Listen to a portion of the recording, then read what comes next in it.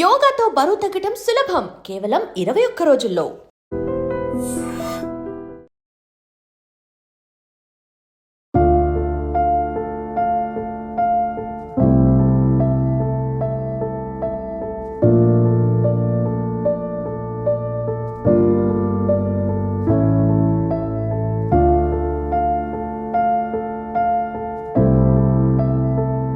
పార్వతీపురం మన్యం జిల్లా కొత్తవలస మణికంఠ కాలనీకి చెందిన 4 ఏళ్ల లోహిత్ కుక్క కాటు కారణంగా మరణించాడంటూ కుటుంబ సభ్యులంతా కూడా కన్నీటి పర్యంతం అవుతున్నారు. రీసెంట్ గా చూసుకున్న కుక్క కాటుకి గురై అనేక మంది మృత్యువాత పడుతున్నారు. ర్యాబిస్ వ్యాధి కారణంగా నీటికి భయపడుతూ అదే విధంగా శబ్దానికి భయపడుతూ వింత చేష్టలతోని అనేక మంది మృత్యువాత పడుతున్నారు. ప్రభుత్వం ఎన్ని అవేర్నెస్ కార్యక్రమాలు చేపడుతున్నప్పటికీ కూడా ఏదో ఓ చోట ఇలాంటి ఘటన చూస్తూనే ఉన్నాం.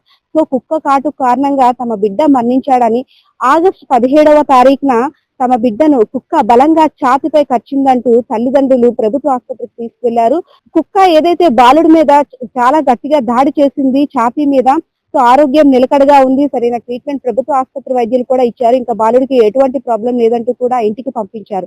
సో రీసెంట్ గా వినాయక చవితి సంబరాల్లో భాగంగా బాలుడు ఎంతో ఉత్సాహంగా ఉరకలేస్తూ డీజే సౌండ్స్ కి డాన్సులు వేస్తున్న దృశ్యాలు కూడా చూస్తుంటే ప్రతి ఒక్కరు కూడా కన్నీరు పెడుతున్నారు.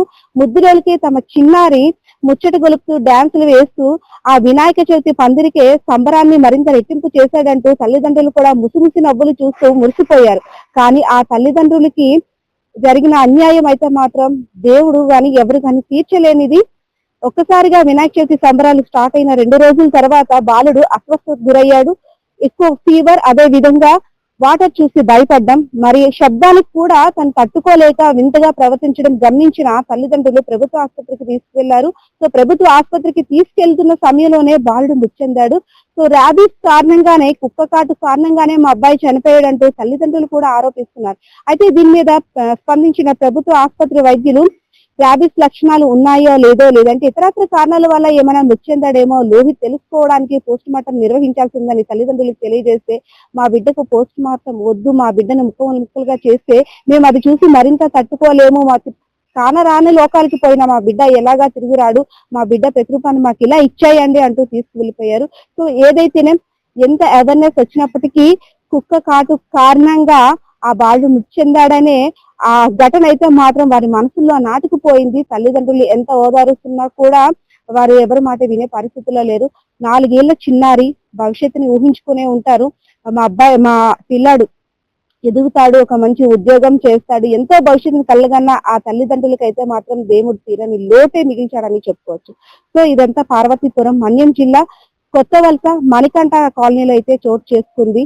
సో పీపుల్ చాలా జాగ్రత్తగా ఉండండి, ప్రజలు చాలా జాగ్రత్తగా ఉండండి. కుక్క కాటు వేసిన వెంటనే ర్యాబిస్ వ్యాక్సిన్ తీసుకోండి. అలాగే కుక్కలు ఉన్న దగ్గర అయితే జాగ్రత్తగా ఉండాలని ప్రభుత్వ వైద్యులు, అదే విధంగా ప్రభుత్వ అధికారులు కూడా సూచిస్తున్నారు.